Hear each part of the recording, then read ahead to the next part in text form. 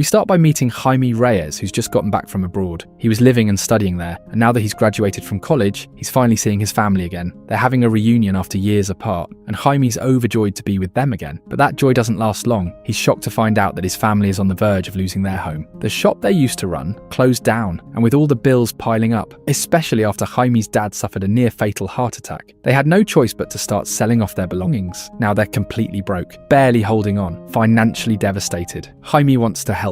He needs to help. So he hits the streets and starts looking for a job, but no one's hiring, not even a fresh college grad like him. That's when his sister Milagro steps in. She pulls some strings and lands him a gig at her workplace. It's not glamorous, just a janitor job, but it's something. And the place? A massive mansion owned by none other than Victoria Cord, CEO of Cord Industries. One day while Jaime and Milagro are on duty at the mansion, Victoria returns. But she's not alone. She's got her niece with her, Jenny Cord. That same day, there's a big announcement from Cord Industries.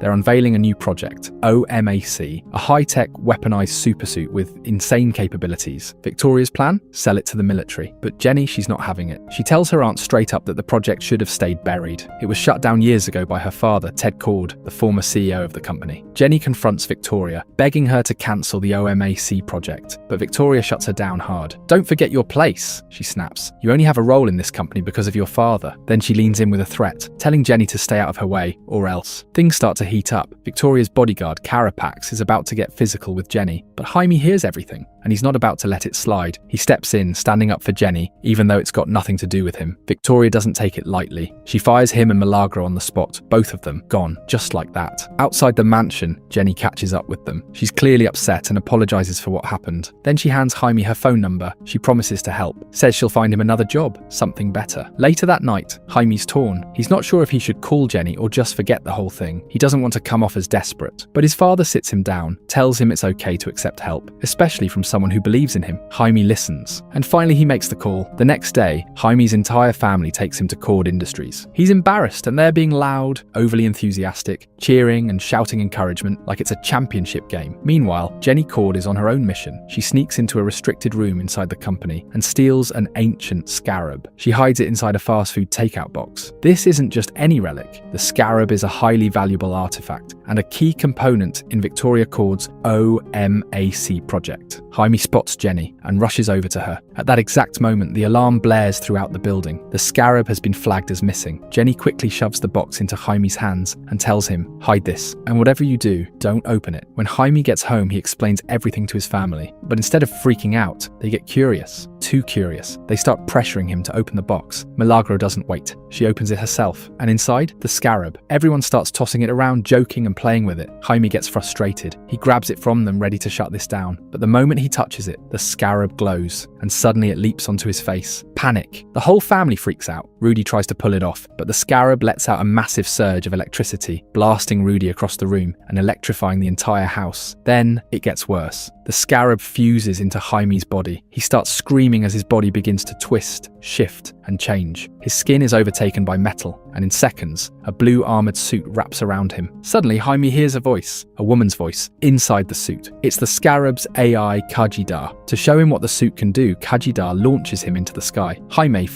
actually flies, right out of Earth's atmosphere. He looks down from orbit, stunned, before plummeting back toward Earth at terrifying speed. Just before he hits the water, wings extend from his back, saving him. The suit takes control, flying him across the sky, and then he crash lands on a car. Before he can catch his breath, a bus comes speeding toward him, and the suit activates a shield. The shield slices the bus clean in half. Jaime takes off again, this time unintentionally, and after a chaotic flight, he finally makes it home. He crash lands right in front of his family, completely naked. Then he collapses. When he wakes up, he scrambles to get dressed, and panics when he sees it. The blue scarab is still embedded in his back. Jaime wants answers. He needs to find Jenny, now. But Rudy warns him, Cord Industries is probably connected to law enforcement. If they find out Jaime has a military-grade weapon inside his body, the entire family could be in serious danger. His mum tries to stop him. She tells him he's not leaving the house, but while everyone's arguing, Jaime sneaks out, determined to find Jenny Cord, hoping she might know how to get the scarab out of him. He spots her just in time. She's on the run, escaping from Cord Industries, and she jumps into his car without hesitation. Together they speed off, fleeing from Victoria's men. Jaime takes Jenny back to his house, but Rudy is not thrilled about bringing a stranger into their home. Jenny brushes right past him and goes straight to the point. "Where's the scarab?" she asks. And when she sees it already embedded in Jaime's back, she's stunned. She explains the truth. The Scarab is more than just an ancient artifact. It's a dangerous and powerful weapon. Her father, Ted Cord, discovered it years ago. But this, the Scarab choosing someone, bonding like this, that was never supposed to happen. Jenny admits she doesn't know how to remove it, but there's a chance her father's secret hideout might have the answers. Only problem, to access it, they'll need a special key, a watch that's still locked away inside Cord Industries. Later that night, Rudy drives them to the company. Jaime and Jenny sneak inside, searching for Ted Cord's watch, the key to the hidden lab. Just when they're about to escape, they run into Carapax, Victoria's personal enforcer. He charges straight at Jaime, fists ready, and that's when the Scarab activates the suit. Jaime suits up. The fight is on, but Carapax isn't just muscle. He's wearing a prototype of the OMAC suit, making him deadly. Jenny rushes back to the car where Rudy's waiting. Meanwhile, Jaime's struggling. He's still new to the suit, still learning, and Carapax is ruthless. Just when it seems like Jaime's done for, Rudy slams the car into Carapax, knocking him away. Jaime jumps in, and they speed off into the night, heading for Ted Cord's secret hideout. They arrive at Ted's old mansion. Jenny takes out the watch and uses it to unlock a hidden entrance, leading them into an underground lab. Inside, they discover the truth. Ted wasn't just a scientist. He was once a superhero, known as the Blue Beetle. Rudy looks around in awe. He turns to Jaime and says he wasn't Superman or the Flash, but Ted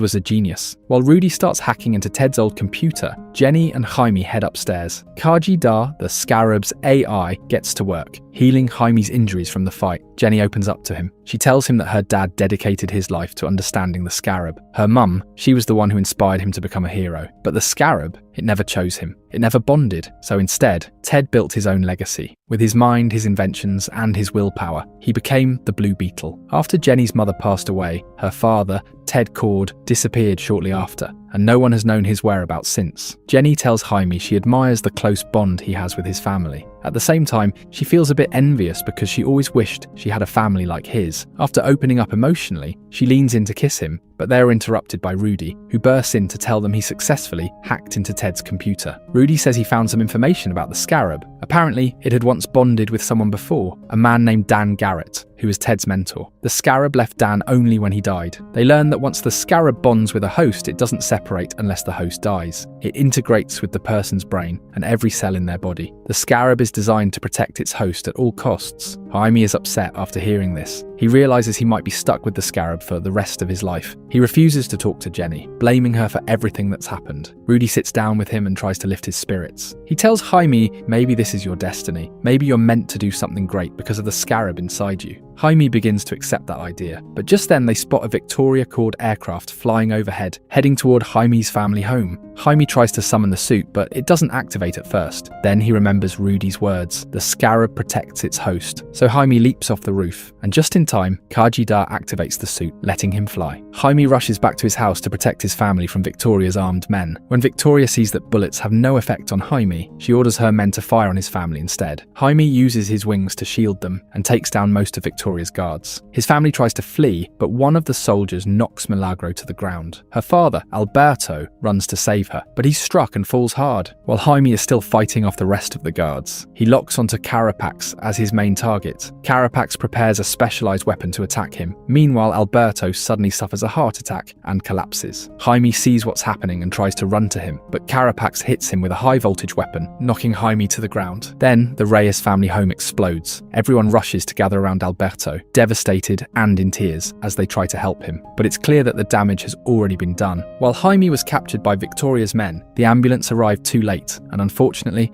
Alberto had already died. The next day, the family decides they must rescue Jaime no matter what. Jenny takes them to Ted Cord's mansion and puts them on Ted's old insect-themed aircraft, which they plan to use for the rescue mission. Jenny also lets them use her father's weapons and gadgets. They draw up their attack plan and head to a nearby island off the coast of Cuba, where Jaime is being held prisoner. On the island, Victoria's team is still working on developing more OMACs. When Jenny and Milagro sneak inside, they find a room full of OMAC units powered by the Scarab. Meanwhile, Victoria reveals her plan to create thousands of superpowered soldiers by transferring the Scarab's energy into the OMACs. This process will kill Jaime. Dr. Sanchez, the scientist behind the operation, disapproves of Victoria's plan, but she forces him to comply. Carapax activates the OMAC device, and Jaime screams as his energy is drained, feeding feeding Carapax's growing power. Jaime's heart nearly stops, but then he sees a vision of his father, embracing and encouraging him to accept his destiny and fight. At the same time, Jenny and Milagro find Jaime's room and plant explosives on the wall behind him. The wall explodes and Jaime is finally freed, but it's almost too late. Carapax, now supercharged with Scarab energy, Sanchez tries to help Jaime, but is killed by Carapax. Jaime runs away, not strong enough to fight because the Scarab's power has been drained. He sees his grandmother on the street, holding a weapon and taking down Victoria's men. Jaime and the family regroup and return to the aircraft, only to realize Jenny and Milagro are still inside the building. Jaime decides to go back for them. Jenny has lost consciousness after the explosion and is captured by Victoria's men. Milagro is being chased by Victoria's soldiers. Jaime, now recharged, arrives just in time to kill the men chasing Milagro and rescues his sister, holding her close. Jaime discovers that Jenny is missing and goes looking for her. Suddenly Carapax appears and attacks him, and the two get into a fierce battle. Jaime is losing badly. Just as Carapax is about to kill Jaime, Rudy arrives and throws rocks at Carapax. Carapax fires a missile at Rudy, and Jaime thinks Rudy is dead. This makes Jaime furious. He now wants revenge for his father and uncle. Gathering all his strength, Jaime attacks Carapax and starts to overpower him, beating him badly. Jaime is about to deliver a finishing blow, but Kageda stops him. Kageda reveals she can show Jaime Carapax's past because the Scarab was connected to Carapax too. Jaime sees that Carapax lost his mother as a child during a terrorist attack and grew up in a harsh environment. Victoria later took him and turned him into a test subject for the OMAC project. The painful life Carapax endured turned him into a hardened person. After learning his story, Jaime finds it hard to kill him and instead helps Carapax to stand up. Meanwhile, Jenny is on the plane with Victoria. Victoria reveals she has a copy of the Scarab's data and can restart the OMAC project from scratch. Jenny swallows a huge piece of gum, inflates it inside the plane, and kills the pilot. The plane crashes, but Jenny and Victoria survive thanks to the gum. Jenny destroys the device containing the Scarab data. Carapax arrives, and Victoria orders him to kill Jenny and Jaime. For the first time, Carapax disobeys her, turning against Victoria because she treated him like a test subject. He thanks Jaime for helping him remember who he really is, and lets Jaime and Jenny escape.